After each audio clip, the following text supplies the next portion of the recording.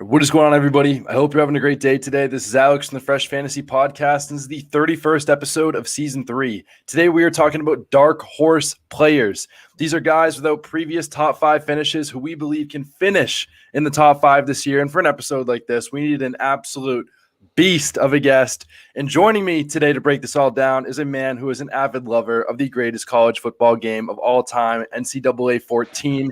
Still the acting president of the Cordero Patterson fan club. He is the writer and creator of the former 100-day Fantasy Files series, as well as the host of the PFF Fantasy Football Podcast, with one of the best voices in podcasting and now over 98,000 followers on Twitter. You know him. You love him. He is Ian Hartitz. Welcome back to the show.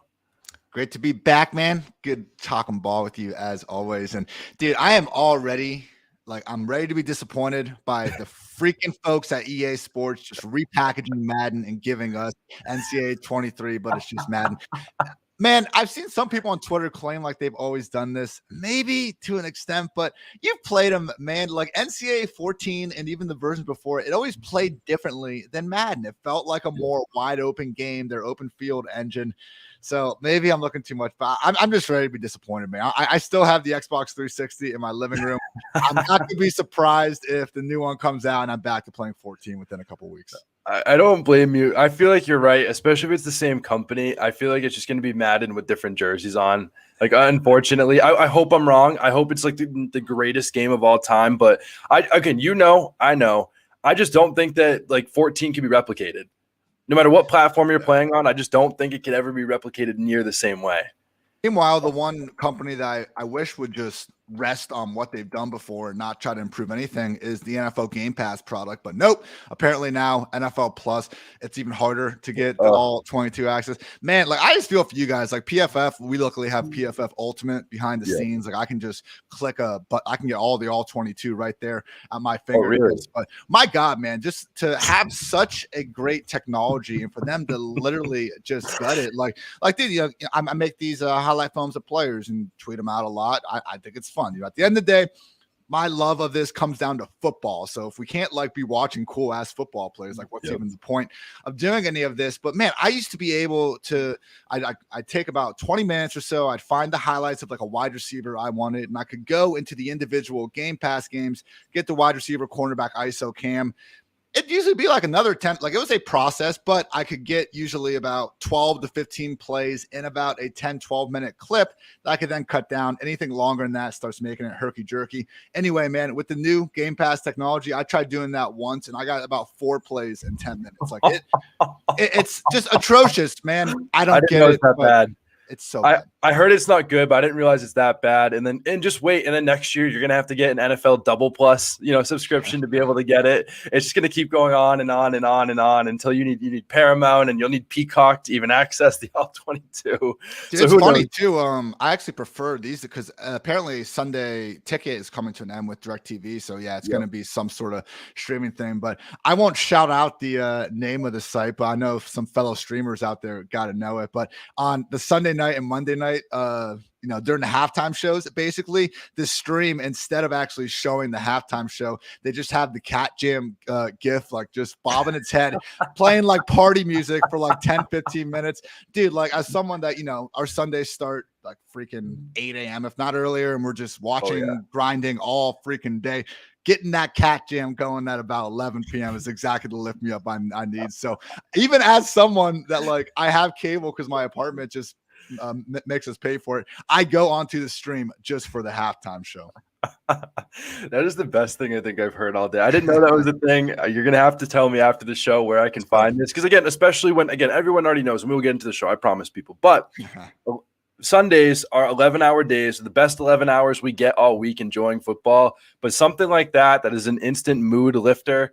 After your guy gets hurt or something bad happens, you end up losing a matchup by like 0.02 points. Like, I don't think there's anything better than having that to save your day. But the other players that are going to save our day are these dark horses. I mean, these are guys, like I said, that have not finished in the top 5 before, but we believe that can finish top 5 this year. We're going to go through quarterbacks, wide running back, wide receiver, tight end, and then we will each give a bonus dark horse that we want to touch on. Ian, we will start with you with the quarterbacks. Who is your dark horse top 5 quarterback for this year?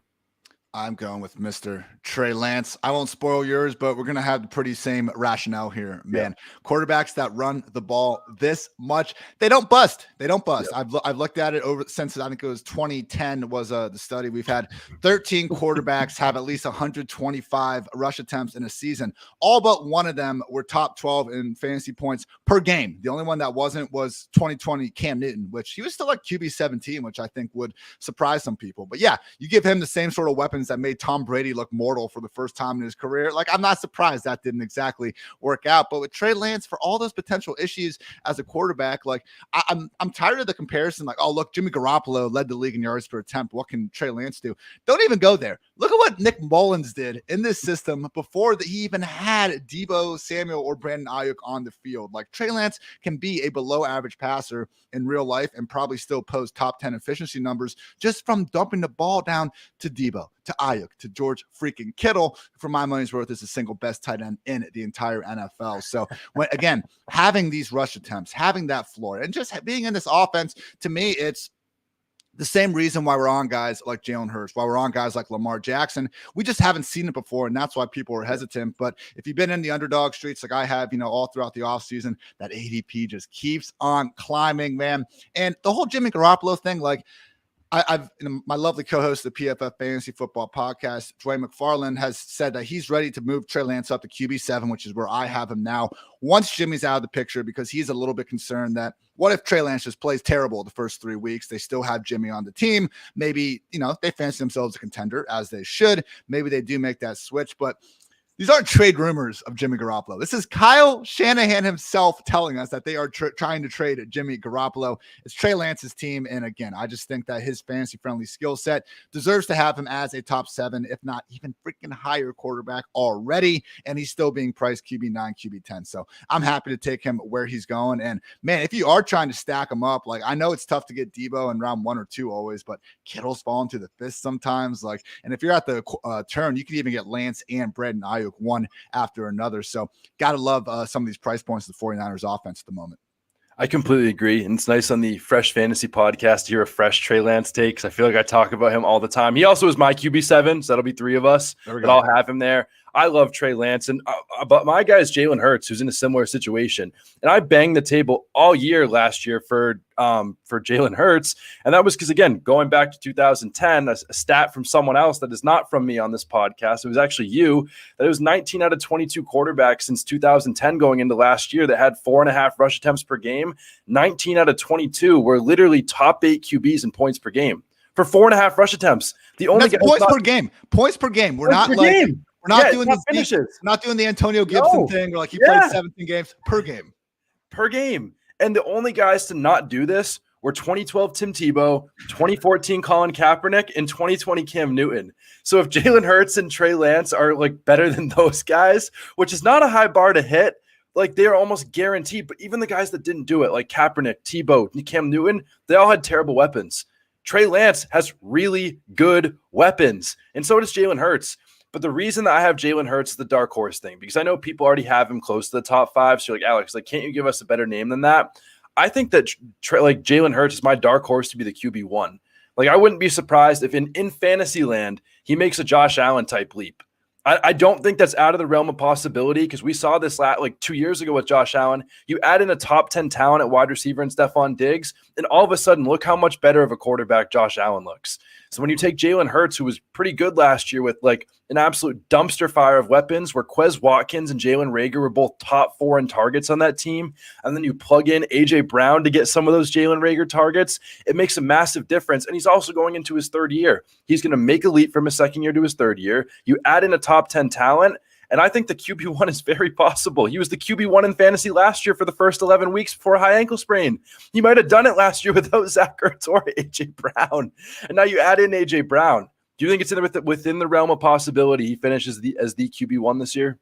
I think it's a fine take, man. I'm sure Bills fans are all upset. It took Josh Allen, and we love Josh Allen. It took Josh Allen to his third year to have one passing game with 300 plus yards. Like we could not hear that stat enough. Hurts had 4 in his first 8 starts, and things weren't going great. That's why the Eagles became such a run heavy offense for the second part of the season. I'm not saying they're going to get back to weeks 1 through 6 heist, but you had AJ freaking Brown for the price they did. I do think they're going to be throwing the ball more. And I put together this video of some of just the misfires that these Eagles wide receivers had last year with Jalen Hurts. Back-to-back Rager drops that would have won the game against the Giants. Like, you can do this with a lot of players, but I don't think anyone had more like just sheeshes in terms of their wide receivers dropping passes, going out of bounds, coming back in. Just one brutal play after another than what the Eagles were doing with Jalen Hurts last year. So I like to take, Eagles, if they're not I think they are the favorites for the NFC East. If not, they should be.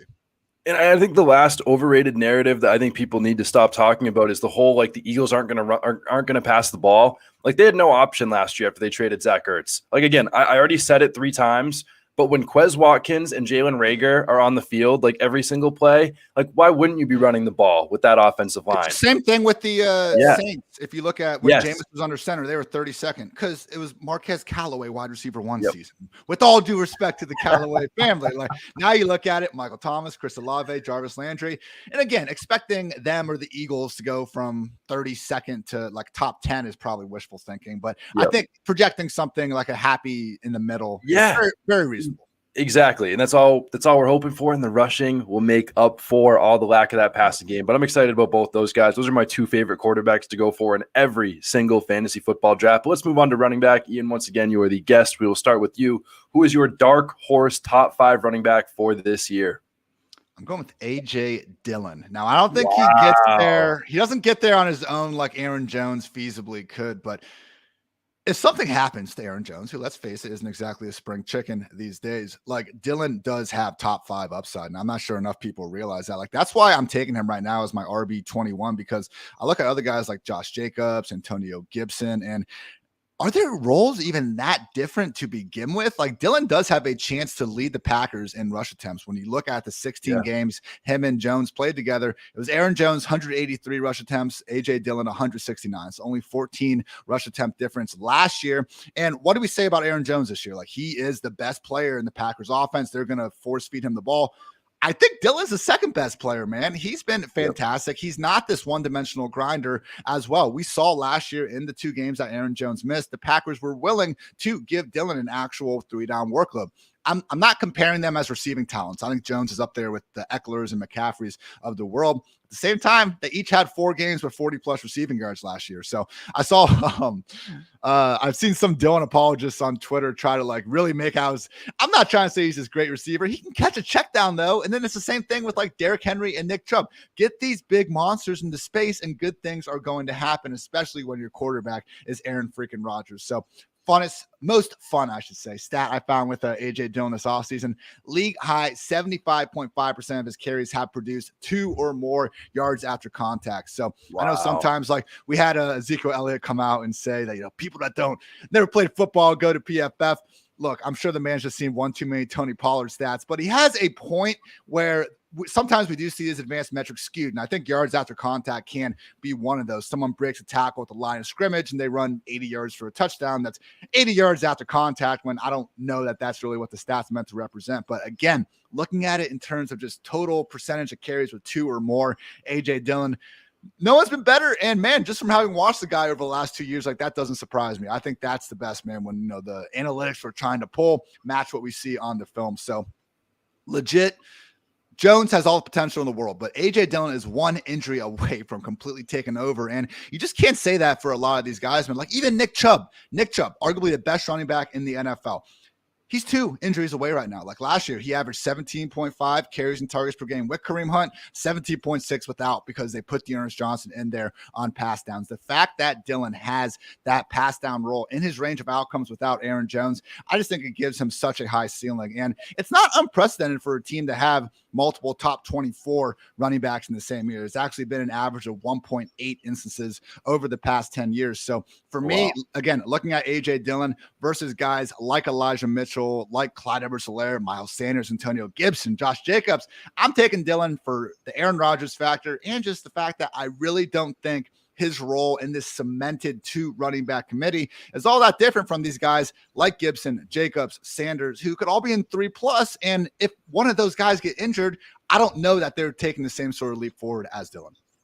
Yeah, no, I absolutely love that. And I think the other thing, when you look at, running backs and where they lead in certain metrics, I think A.J. Dillon is the best running back in the NFL in taking out mascots. I don't think there's another running back else that does that. Whatever that's worth for fantasy, he looks ready. But the other thing is that the targets thing that you touched on. I mean, I just looked at myself, and A.J. Dillon had 37 targets last year. Nick Chubb has gone over 30 once in 4 years. And Henry's never got there. Yeah, I don't think Henry's ever got there. So the pass catching upside's there. And like you said, like who else they're going to give the ball to. But I think the other thing that, you go back to the age curve thing, and that A.J. Dillon is going to be like 23 or 24 this year. He is still improving, whereas Aaron Jones is probably not going to improve. Aaron Jones, still an amazing player. He is the best option for the Packers offense, but he's not going to be improving as an overall talent perspective at 27, where A.J. Dillon could take that next leap. I really love that take. I'm going with another guy that's a little bit higher, but again, this is a guy that I literally think has another top 3 upside. That's Javonte Williams. I mean, according to PFF, he broke a tackle at the highest rate of any running back since 2006, not among rookies. The highest rate of any running back since 2006, rookie or not. The only game that he had 20-plus touches, he put up 29.8 fantasy points. I mean, obviously, Russell Wilson is a massive upgrade for the Broncos offense. There's reports coming from my fellow colleague at the Football Guys, Cecil Lammy, saying that he's hearing whispers that it may be the Javonte Williams show. They dropped Melvin Gordon's salary by 69%. They're not paying him $8 million a year right now. They don't feel like they have to give him touches. But 2 other things. Number 1, Melvin Gordon played 40+% of the snaps in every game he played last year. That's a lot. And Javonte Williams never exceeded 60% in any game except the one game Melvin Gordon missed. What's interesting about that? Javonte Williams was the running back 17 in PPR. This guy that doesn't catch passes was the running back 17 while never exceeding 60% of the games except one start. And Melvin Gordon was playing a lot in every single game. And Melvin Gordon's only going down. Javonte Williams, once again, Ian, is only going to get better and a better offense with a better quarterback. And he was already the running back 17 last year. That's his floor. And his ceiling is that this could be Jonathan Taylor 2.0, where I was fading him last year because I thought there was a big workload concern. And then next thing you know, they unleash him. I know Melvin Gordon is obviously more competition than Naeem Hines or Marlon Mack, but I don't think it's out of the realm of possibility that he finishes top 5 this year. How do you feel about this? Yeah, I think it's fine, man. I think it's like the Cam Akers, Darrell Henderson situation where people might be more inclined to, like, Melvin Gordon's such a value, so they almost want to put down Javonte. But to your point, like, there's an argument, especially when Javonte falls into the 3rd round. It's like we're almost arguably drafting the guy closer to his floor at this point. When you put Russell Wilson in that offense and just give it the touchdown upside that they had none of last season, it's another situation too where it's like Green Bay, where like Melvin Gordon was one of my tier 1 handcuffs, because if Javonte gets hurt, it's the Melvin Gordon show. If Melvin Gordon gets hurt, it's going to be the Javonte show. Like, with all due respect to preseason legend Mike Boone, like we saw this last year. Like you said, Javonte, overall RB1 in the 1 week that he got a chance to play out there. And dude, that was a game where like the Chiefs dominated. Javonte got, a late garbage time touchdown catch. He had this random like 40-yard catch and run before halftime. You could say it's kind of fluky. Those are the things that happen when you're on the field all the freaking time as a running back, like all the tackle breaking stuff aside, which is great. Like, you look at what Javonte was able to do last season, and yeah, Melvin Gordon was there. It limited his ceiling. The dude still had 246 touches. Like, that's really good in the year 2022 as it is. To your and Cecil's point, it sounds like that even has room to go up. I am perfectly fine with Javonte. I have him. Where's he going right now? My RB12 right now, 1 spot behind Mixon. I do have him in a different tier, though, as a whole, ahead of guys like James Conner, Cam Akers, and Nick Chubb. Yeah, I agree. I think you have him higher than I do. I think I have him at running back 13 right now. Maybe that means I need to move him up. But the other thing that I want to touch on real quick, that doesn't mean that I hate Melvin Gordon. Melvin Gordon is still a great value in drafts. He's still a perfect 0 running back type candidate that'll fit your team every week, that's going to get touches. Like, I still love Melvin Gordon. I just think that there's a real chance Javonte Williams does some special things this year in an improving offense and an improving talent. But I love those running back picks there. But wide receivers is probably the one I'm most excited to talk about, the best position in fantasy football. Always excited because there's so many guys that could break out, and we're always trying to figure out who's going to be the next, Cooper Kupp or the next Michael Thomas or whoever it's going to be. But we'll start with you. the wide receiver you think is a dark horse to finish top 5 this year. Who is it? I think Terry McLaurin has the ability to, man. And this is coming from a Columbus, Ohio lifer. But, when Terry was at Ohio State, I never even really saw this side of his game. It was only when he got – and that, I think there's a lot of reasons why. Like, you look at kind of the Urban Meyer era of the Buckeyes. You had guys like Michael Thomas, Devin Smith. Like, they were so good that they could usually just put these receivers into 1, maybe 2 roles, and they just dominate with it. Like Paris Campbell, another guy just, catching pop passes, and he just outrun everyone because it didn't matter. So didn't really see us coming out of Terry, but ever since he's been in the league, man, my goodness. And with these quarterbacks, here's the list. Alex Smith on one leg, Ryan Fitzpatrick, Dwayne Haskins, RIP, Colt McCoy, Case Keenum, Kyle Allen, Taylor Heineke, and Garrett Gilbert. It's Allen Robinson and Andre Johnson had the previous, title belt for just great wide receivers with terrible quarterbacks. And right now it is firmly between Terry McLaurin and DJ Moore. But just like we're giving Baker or DJ Moore the bump up for having Baker, which I think is fair. Like Baker, put your slander aside. He's a better quarterback than Sam freaking Darnold. Like we've seen Baker be a really good NFL quarterback for stretches. That is a fact. Just like it's a fact Carson Wentz has been a really good quarterback for stretches too, man. We can't just only let Juju Smith-Schuster be the guy that we can point back 5 years ago and be like, look, he still has that great talent. Carson Wentz probably should have won MVP in 2017. Like you just can't say that about many quarterbacks. And even last year during the first half of the season, he was great, but you listen to the discourse and it's, Carson Wentz, turned into who we knew he was in the second half of the season. Why not? Like, I don't know. He just struggled down the stretch. You look at the Colts team last year, they had Michael Pittman, who's great. Who else was he throwing to? Paris Campbell, the 2 games he was out there. T.Y. Hilton, the 8 games he was out there. God loves Zach Pascal, but come on, man. Now we got Terry McLaurin, Jahan Dotson, Curtis Samuel, hopefully healthy. Logan Thomas is going to be a little bit slow getting back. They paid Terry McLaurin to be the wide receiver 1 that I think if you've been watching him, you really know he is, man. Like I found this one play of him against the Falcons last year, and Terry, in my opinion, is like the example number 1 why high contested catch totals don't necessarily imply someone can't separate, because there was this play against the Falcons where he Gabe Davis level juked this guy, deked this cornerback into the ground, wide open on a slant, Heineke under a little pressure. The guy somehow gets back up, comes back, makes it a contested catch moment. And Terry makes the touchdown anyway because he's a baller. But, man, just because your quarterback throws you back into a contested catch situation doesn't mean you can't separate. You can look at Matt Harmon's reception perception data, and everything, man, points to Terry McLaurin being an elite wide receiver. That's why he's 13th among 102 wide receivers in PFF receiving grade since entering the league, but a little bit down there more so in the yards efficiency metrics. So Michael Pittman last year, wide receiver 24, had over 1,000 yards. It's just wild to me that, man, Pittman the year before, he played fewer games with Phillip Rivers, but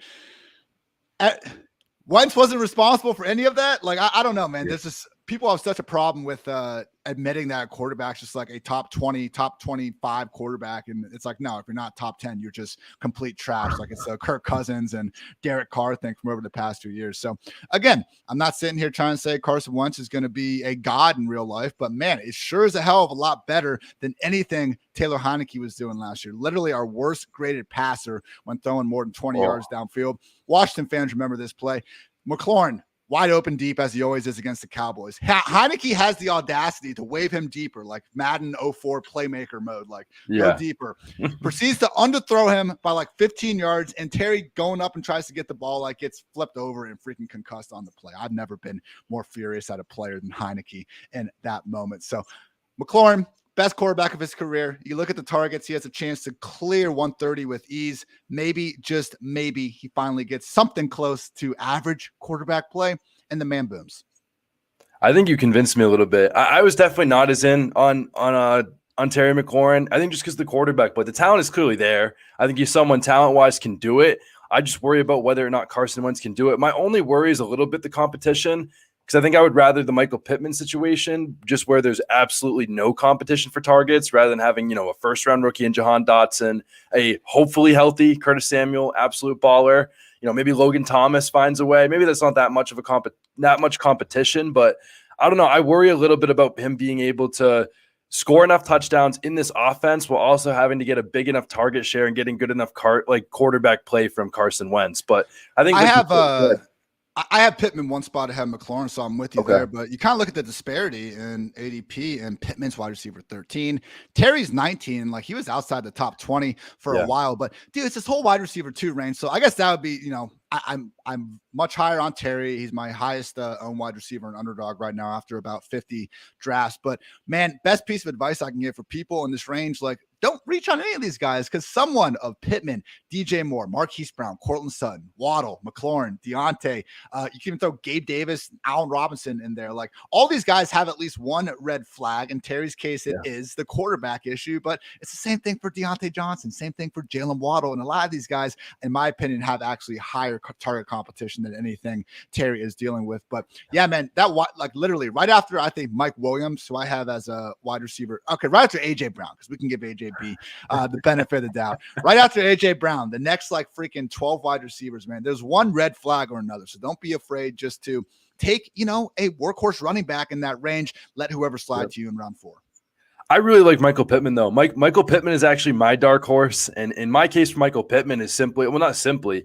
I mean, one, he's took a massive leap in his second year. He more than doubled his targets, receptions, receiving yards, and touchdowns. He also commanded an elite 25.7% target share. But where he really excelled was his route running. I mean, Pittman posted top 20% marks all time and beating man, zone, and press coverage, according to Matt Harmon. Also hauled in a ridiculous 85% of his contested targets for those people that love the contested catches. But he got a huge upgrade at QB, and this is the biggest reason that I'm on Michael Pittman. This is per Graham Barfield of fantasy points, and this is Matt Ryan versus Carson Wentz. So on target throws from the clean pocket, Matt Ryan was 9th, Carson Wentz was 30th in accuracy. For on-target throws for non-screens, Matt Ryan was 7th, Carson Wentz was 31st. On-target throws under pressure, Matt Ryan was 3rd, Wentz was 26th. And lastly, on-target throws, deep balls, 15-plus air yards downfield, Matt Ryan was 5th, Carson Wentz was 16th. Also, again, I've said this already 3 times, but Michael Pittman is probably going to continue to improve going into his 3rd year. He still does not have a lot of target competition. He's playing with a guy in Matt Ryan who's had an average of 160 targets go to his wide receiver 1. Granted, that was with Julio Jones and Roddy White a lot of those years, but that is still a worthwhile stat that he doesn't mind targeting these wide receiver 1s. But I think those stats alone, in just terms of accuracy, show that Matt Ryan is a big upgrade over Carson Wentz, I believe. And then if Michael Pittman continues to ascend, I think he finished as the wide receiver 17 last year. Not necessarily a great points per game number, but I think that there's a real reason that he could ascend even further this year. And I think that Michael Pittman has a real chance to finish in top 5 because I think it's realistic he sees 150 plus targets. But you have him right next to Terry McLaurin. Is that more of a I believe in Terry McLaurin, or are you a little bit lower on on Michael Pittman for some? Where do you have him ranked? Bro, I mean, I remember earlier this offseason, Pittman was like going outside the top 24 for a couple of weeks. And then I think everyone just kind of wised up to a lot of the things that you were just talking about, particularly just in terms of the obvious quarterback upgrade and just not having any sort of target competition to speak of. I will say The Athletic, I can't remember the Colt specific beat writer they have, but great stuff out of obviously the whole crew. But the expectation, or at least a heavy inclination, is that T.Y. Hilton will be coming back to the Colts at some point.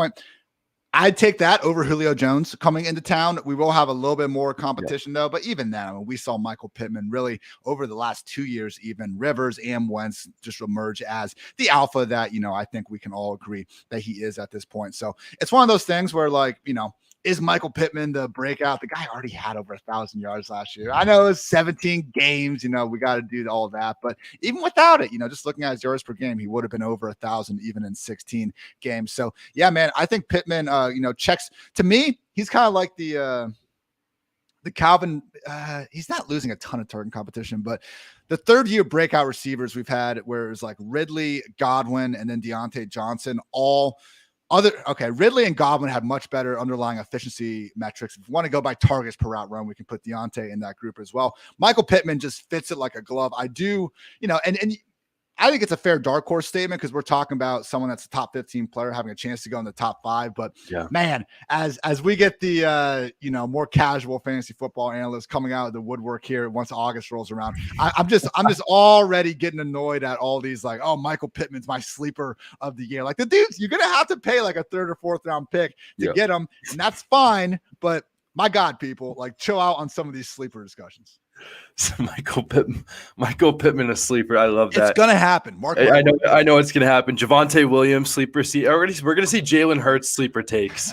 We're gonna say this could be Jalen Hurts' breakout year in 2022. That was like last year for a while. Everyone was saying Jalen Hurts was the late round quarterback, and his ADP was all over the place throughout last year. So he kind of did end up being that guy. But for a while, I remember he was like QB 6 or 7, and people were like, "Oh, this is my late round QB of the year." You're drafting him in like the 6th or 7th round at that point. Yeah, like come on now, come on. That's so funny. But I love Jalen Hurts. I hope that he ascends even more this year. But we got one position to get to before we get to our bonus. That's the tight end position. This one is probably the toughest one, I think, for me, because again, every year someone does it. I mean, we saw Darren Waller do it, and then it was Big Bob Tunyon, and then Logan Thomas, Dalton Schultz. We've seen some random guy Darren Waller, I think people were more in on. We've seen someone kind of come out of nowhere and finish among the top guys every single year for the last couple of years. And I think I'm having a tough time of who the guy to pick this year. Maybe you can add a little bit more insight. Who is your dark horse top 5 tight end for this year? I am going to go with Irv Smith of the Minnesota Vikings. Right there. He's rising up, becoming a low-end tight end 1. Another guy that was much easier and more fun to draft here a couple months ago, but it is what it is. With Irv, man, and I heard the names you mentioned, and it is kind of like trying to figure out this year's Dawson Knox or Robert Tunyon from a few years ago. And there's a handful of guys that fit the criteria. So it's not a number 1 pass game option. We understand that's not on the table. Probably not even number 2, but we're looking for a talented player in a really good passing offense. And yes, look at Kirk Cousins' counting stats. We can say it's a really good, productive passing offense. Like it's another guy, man, that just, my God, like Justin Jefferson, Stephon Diggs, Adam Thielen, those are great wide receivers, but I think Kirk maybe has a little something to do with one just massive season after another out of these guys. Now in an offense with Kevin O'Connell that we're expecting to have a similar impact as I think what Matthew Stafford had happened to him last year, where no, I don't expect Kirk Cousins to be this brand new player overnight, but more volume, just play action, pre-snap motion, things that should make his life a little bit easier. So I think this year, we're trying to find the tight end that can make the most out of 70, 80 targets, if not maybe get a little bit more. And I think Irv Smith just checks all of these boxes, man. He hasn't been healthy enough over the last year specifically to be on the field, but already a full participant at Vikings minicamp. Doesn't seem like this injury is going to be any sort of an issue. And like, don't take my word for it. Look at their offseason moves. Tyler Conklin, who started every game for them last year, goes to the Jets, no problem. Kyle Rudolph's now been gone for 2 years. Like, Irv Smith and Dallas Goedert have basically had the same trajectory coming up, just really talented number 2 tight ends. We've gotten to see what Goedert could do without Ertz. We haven't gotten to see that yet with Irv Smith. That's why he's as cheap as he is. So the only guy of real substance they brought in this entire offseason was Johnny Munt, who is actually like the Rams' full-time blocking tight end under Kevin O'Connell. Like, you could not have asked for a better number 2 tight end to join the Minnesota Vikings than Johnny Munt. I think they might have also used and they also got, tight end Nick Muse in the 7th round. Like, this is best case scenario. If they would have like kept Conklin or went out and added like a CJ Uzoma or something, of course it'd be a different story, but still, somehow just 23 years old, like Irv Smith, 4'6", 40 guy. Like, this is not like, I actually think Irv Smith is good. There's guys like Dalton Schultz who they're in the offense. We can see the targets coming, all style points don't matter in fantasy football. If you can catch 90 passes, God bless you. But I actually think Irv Smith has that, seam stretching ability to be a weapon in this offense. And hey, a lot of people out there just fading Adam Thielen. He's old. He's going to get hurt.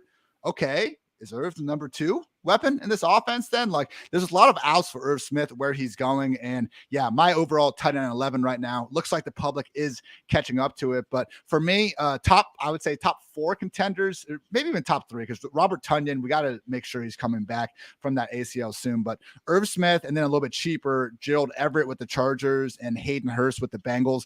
Not saying top 5 upside necessarily, but those are situations. Herbert and Joe Burrow's number 1 tight end. We wouldn't be shocked if they can score, 8 touchdowns and 70 targets or something like that. Hurst is the one I keep hearing that I'm really interested about. I was in on Hayden Hurst like 2 years ago after Austin Hooper left, and I thought that, former first-round pick, he's going to be the next big thing in Atlanta. He wasn't, but I like that. He's lost out to. Like, he's lost his job to Mark Andrews and Kyle Pitts. Yeah, that's so true. Yeah, Can't blame him. Yeah, that's honestly that is a great way to put it. He lost his job to Mark Andrews and Kyle Pitts. That's not bad company to be losing. Not bad guys to be losing your job to. So I hope that he can get the targets this year. Maybe that means the ceiling is the roof for Joe Burrow this year with all those weapons there, like Hayden Hurst. My guy for this is, I don't know if this is PFF's favorite player, but a player that I really believe in terms of the volume that they can get, and that's Cole Kmet. I mean, Cole Kmet already last year, as a 22-year-old, was eighth among all targets. Eighth among all tight ends in targets last year. Now the Bears have 41% of their targets up for grabs, including 50% of their targets inside the 10-yard line. And Cole Kmet now is the least competition of his career. But Alex, Cole Kmet didn't score any touchdowns last year. They were all going to Jesper Holstead and Jimmy Graham. Well, Cole Kmet had a 19.7% red zone target share last year. He was getting looks inside the red zone. He was already at a 20% red zone target share, and now 50% of those targets inside the 10 are gone. He was already second on this team in targets. I think it's very realistic that if he stays healthy, he gets 100 targets this year. The downside to that, this is the Bears offense. That'll probably be the worst offense in the NFL or among the worst. But anytime that you can get a tight end for me that I think has a very, very real path to 100 targets, that's a guy I want to buy, especially if he has a little bit of talent. He has that second-round draft capital, showed a little bit of flashes last year. I don't know if he has the best PFF grade off the top of my head, but I don't know. I think Cole Kmet with the volume there and this offense could definitely do something if he gets over 100 targets. Is PFF a fan of him or not so much? He's only 23 years old, and we've seen tight ends just have a tough time doing much of anything starting their career. So even then, man, okay, no, we're not huge fans of Cole Kmet. Let's say that. Looking at tight ends since 2015, we've had 36 with at least 50 targets in their first two seasons. So this is now Kmet against other first 2 years tight ends. 24th among 36 in PFF receiving grade, 27th yards per route run, 29th yards per reception. So we're not even really talking about the touchdowns here. With that said, he is still young, and looking at the offense, it couldn't have been much worse situation. My concern with Kmet, because if he gets 100 targets, he's going to beat ADP. That's fine. I just wonder, and it's the same thing with Alberto. I wonder what these offenses are going to look like, how much they're going to be like the Green Bay way of doing things. It's really tough when we have these offensive coordinators come from Matt LaFleur or Sean McVay or Kyle Shanahan, because we know they weren't calling plays with that team. And so now we have to kind of wonder how much of what we saw from those head coaches are going to carry over to their offensive coordinators. And man, in that Green Bay room, and now the Bears offense is being run by Luke Getsy, who was basically the quarterback coach, I believe, during that time. Yes. Cool. Nathaniel Hackett, OC, and who's now actually the head coach over at Denver. Okay, we saw these coaches in Green Bay oversee a Robert Tonyan season where the dude scores 12 touchdowns. Tonyan was struggling to play even 50% of the snaps last season before he got hurt. They just always rotate multiple tight ends, and LaFleur hasn't had a single tight end get more than 60 targets since he's been there in Green Bay. So different tight ends, different offenses, different surrounding casts and everything. But I'm just worried that, we're overlooking a little bit the change of offense for Cole Kmet and even David Montgomery in there as well. And Khalil Herbert, man, we could just see more of a committee system, I think, in Chicago and in Denver, particularly in the tight end room. So they do have guys behind him and Ryan Griffin and James O'Shaughnessy who, no, I don't they're not threats to Cole Kmet's standing atop the depth chart, but just people are laughing about Greg Dulcich, who, I don't know, 3rd round pick underneath the current regime, not the old regime. They could be enough to just work their way into the system and prevent Kmet and Albert O from having the sort of gaudy target totals we're expecting. Cole Kmet last year, all those targets, that's because he was playing a good 90% plus snaps each and every week. If you knock that down to 60 or so, it's going to be a lot tougher for him to make the most out of it. So yes, he does now have more touchdown upside out there without Jimmy Graham, but how many touchdowns are we really expecting Fields to throw to? So again, don't hate the player, hate the ADP. As Cole Kmet is at tight end 13 right now, that's fine. I would just be hesitant if he starts becoming like a locked-in top 12 tight end. So I'm fine with Cole Kmet as a late-round option. I'm a little because like Alberto right now, he's going tight end 16. I'm fine making a bet at that point. But you remember how it was in like March and April before the draft? Like we were already throwing Alberto into the top 10 or so. It's like, guys, if we knocked his snaps back like 20 snaps, like you guys wouldn't even know who he is. But instead, he's popping up on the efficiency leaderboard. So. I think what I'm hearing is you clearly missed the one beat reporter last week that said he has a golden opportunity for more targets. Oh, obviously, if you read that whole argument would be different. I'm joking, people. Obviously, if you can't hear the sarcasm in my voice, but again, I'm going to lean on the volume. I think volume speaks for me. And again, is he going to be in the best offense? No, but is he a guy that I think is going to get 100 targets? I'm going to say yes. But you made a great point though about the tight end rotation. And if that's what Luke Getsy brings to Chicago, rather, that is not going to be good for Cole Kmet. That's a great point right there. We're going to know after week one. This is not going to be a season long ordeal. We'll know after week one. No, we're gonna know early, and hopefully he is going to be the guy, but maybe not. We will see. But those are our four positions that we want to talk about. But there's always other guys that are fun to talk about, other guys that we think could be dark horses. So with that being said, I figured let's give us each one more player that we really want to talk about. This is probably my deepest dark horse player in terms of where they're going at ADP, but we will start with you here. Who is your next and final bonus player before we get into your flag plant? Top 5 is probably a stretch, but we're just talking guys that are going to really beat their ADP. So I'm going with Rondell Moore, and I think just the fact that he's going outside the top 50 wide receivers, you're telling me he's basically cheaper than he was last year, and we lost Christian Kirk. Like the slot role is there, everyone. Marquis Hollywood Brown, I know you brought him in, but really more than anything, man, I think they are looking in the mirror and realizing that AJ Green and Antoine Wesley don't need to have a full-time role in 3 wide receiver sets. So if we can get Hopkins on one side, Marquise Brown on the other, and Rondell Moore as the full-time slot receiver, like that is the best case. And all this talk about Darrell Williams or Benjamin or Keontae Ingram, taking the Chase Edmonds pass down role, I think Rondell Moore is a better receiver than all those guys, far more dynamic in the open field.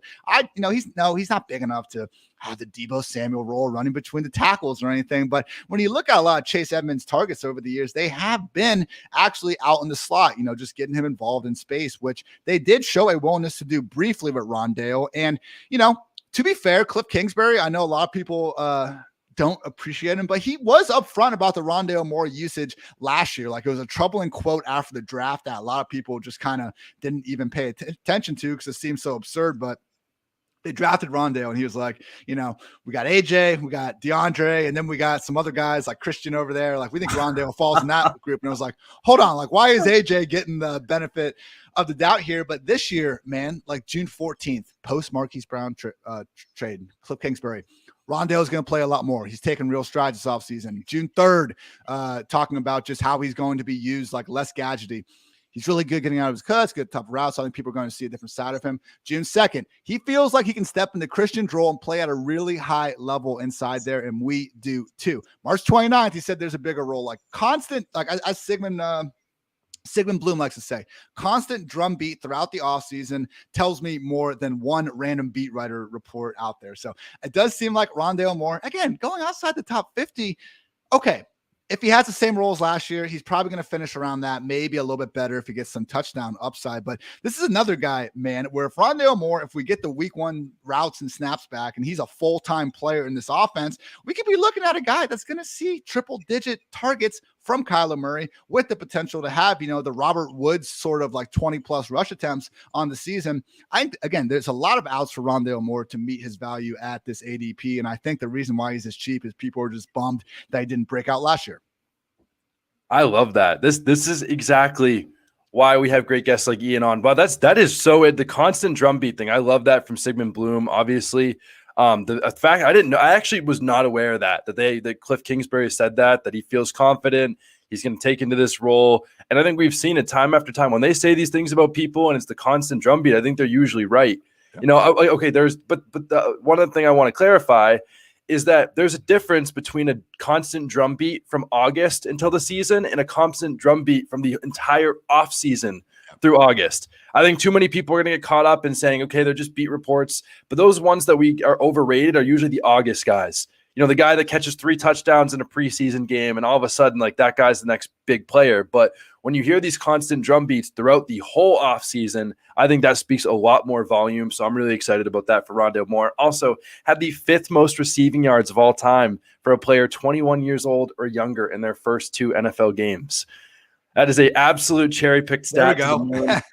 A still real stat about Rondo Moore. I really, really like him. My bonus player is another former Bear, near and dear to my heart, the king of, like you mentioned earlier, of the players that have never had a great quarterback in the NFL. This player's best quarterback is probably Blake Bortles across college and his NFL career, now playing with the best quarterback of his life.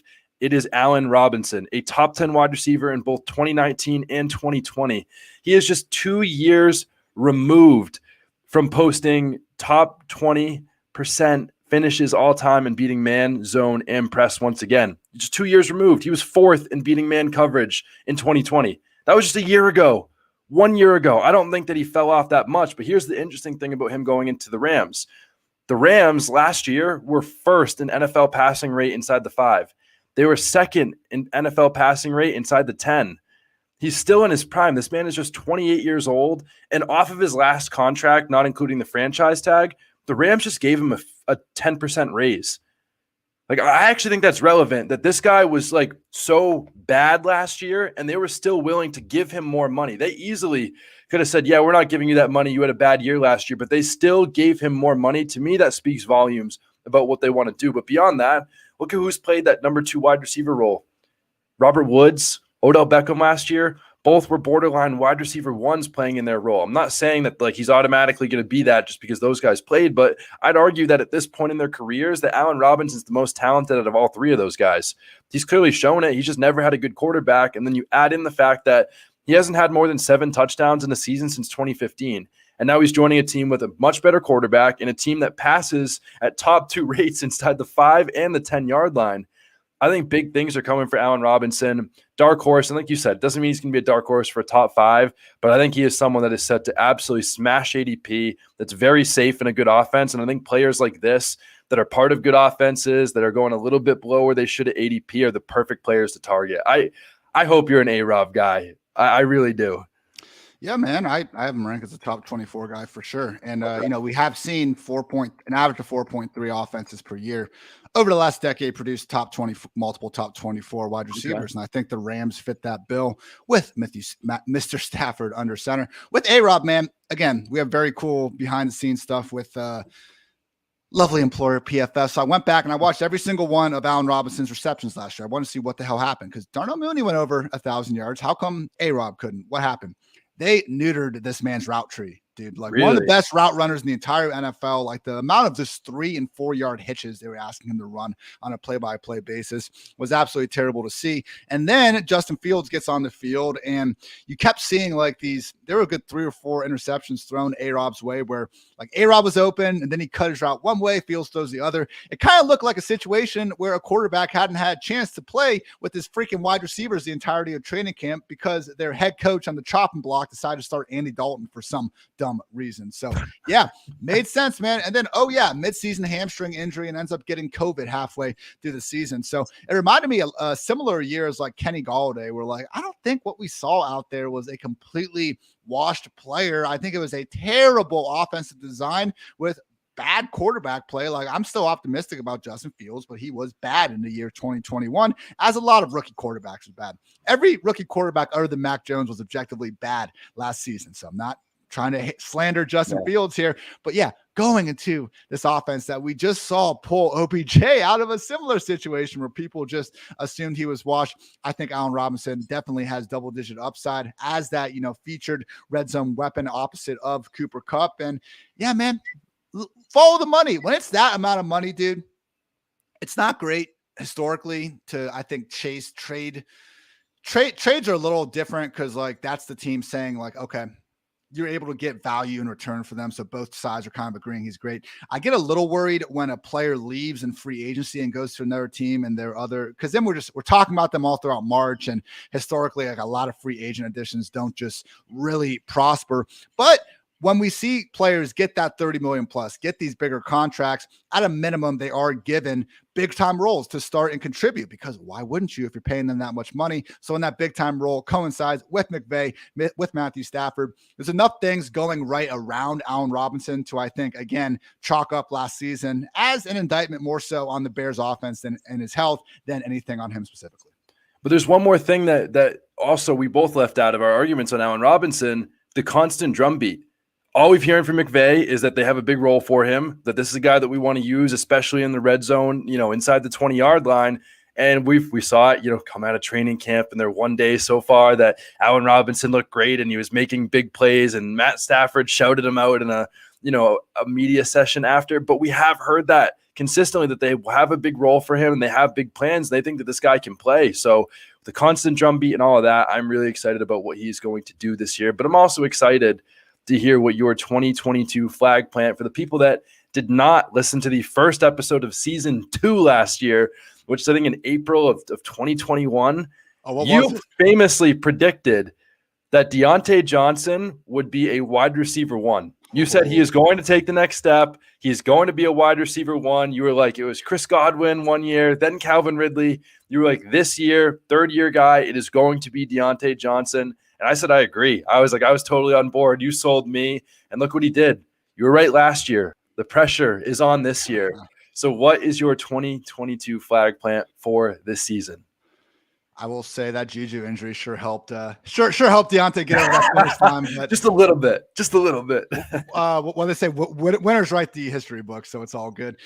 This year, I believe that AJ Dillon and Kareem Hunt are just the mid-round running back targets that we're all going to wish that we would have paid a lot more attention to. I think they could both emerge as legit RB1s by the time it's all said and done. Already talked a lot about Dillon, and I think a lot of the same stuff applies to Kareem Hunt. He's going outside the top 30. The top 30 running backs right now. He has finished inside the top 24 both seasons alongside Nick Chubb. Unfortunately, the 2 times that Nick Chubb has gotten hurt, there's been some flukery. Last year, Kareem immediately gets hurt the next week. In 2020, it was a situation where he was also a little bit banged up, but we did see them on 2 occasions give him that 80% plus snap role that has been tough for Nick Chubb to get. Now, the reason why Nick Chubb doesn't get it is because they don't trust him on pass downs for whatever reason. So when it's a pass down, they bring in Jonas Johnson when Kareem Hunt isn't there.